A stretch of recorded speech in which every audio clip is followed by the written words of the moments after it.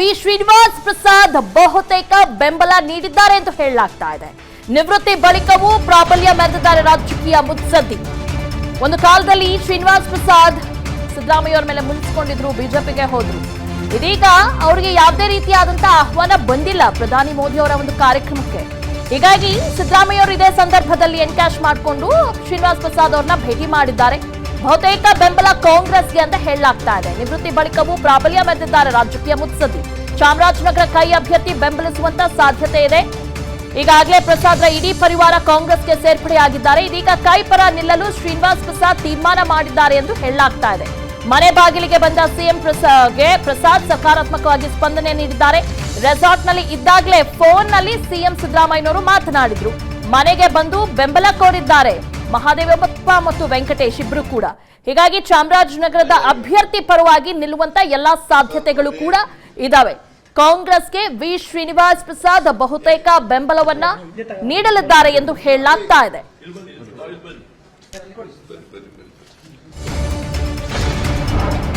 ಮೈಸೂರಿಗೆ ಮೋದಿ ಎಂಟ್ರಿಗೂ ಮುನ್ನವೇ CM alert ಆಗಿದ್ದಾರೆ.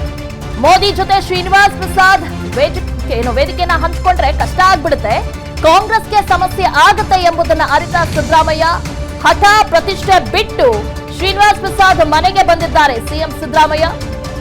ಹೀಗಾಗಿ ಎಲ್ಲ ಮುನಿಸು ಮರೆತು ಈಗ ಸಿಎಂ ಸಿದ್ದರಾಮಯ್ಯ ಅವ್ರ ಮನೆಗೆ ಬಂದಿದ್ದಾರೆ. ಶ್ರೀನಿವಾಸ್ ಪ್ರಸಾದ್ ಮನೆಗೆ ಹೋಗಲ್ಲ ಅಂತ ಹಿಂದೆ ಹೇಳಿದ್ರು ಸಿಎಂ ಸಿದ್ದರಾಮಯ್ಯನವರು. ಒಂದು ವಾರದಲ್ಲೇ ನಿಲುವನ್ನ ಬದಲಾಯಿಸಿಕೊಂಡಿದ್ದಾರೆ ಸಿದ್ದರಾಮಯ್ಯ.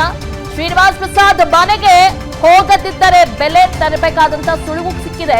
ಹೀಗಾಗಿ ಶ್ರೀನಿವಾಸ್ ಪ್ರಸಾದ್ ಭೇಟಿ ಮಾಡದಿದ್ದರೆ ಆಗುವ ನಷ್ಟದ ಬಗ್ಗೆ ಕೂಡ ಮಾಹಿತಿ ಸಿಕ್ಕಿದೆ. ನಿನ್ನೆ ರಾತ್ರಿ ಸಿದ್ದರಾಮಯ್ಯಗೆ ವಿವರಣೆಯನ್ನ ಕೊಟ್ಟಿದ್ದಾರೆ ಅಲ್ಲಿರುವಂತಹ ಸ್ಥಳೀಯ ನಾಯಕರು.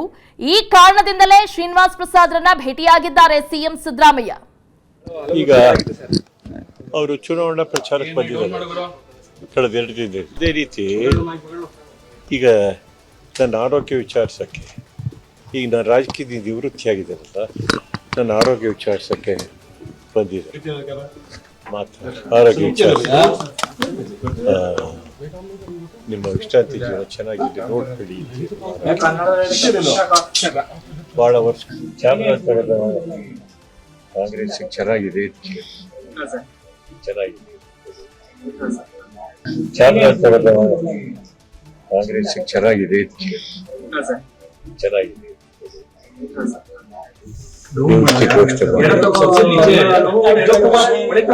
ಸಹಜವಾಗಿ ಅವರು ನಾವು ಅವರು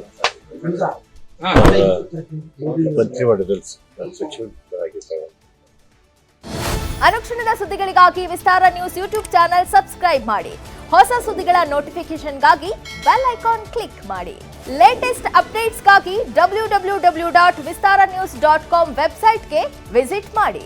ಅಂಗೈಯಲ್ಲೇ ಜಗತ್ತಿನ ಸುದ್ದಿ ತಿಳಿಯಲು ವಿಸ್ತಾರ ನ್ಯೂಸ್ ಕನ್ನಡ ಆಪ್ ಡೌನ್ಲೋಡ್ ಮಾಡಿ.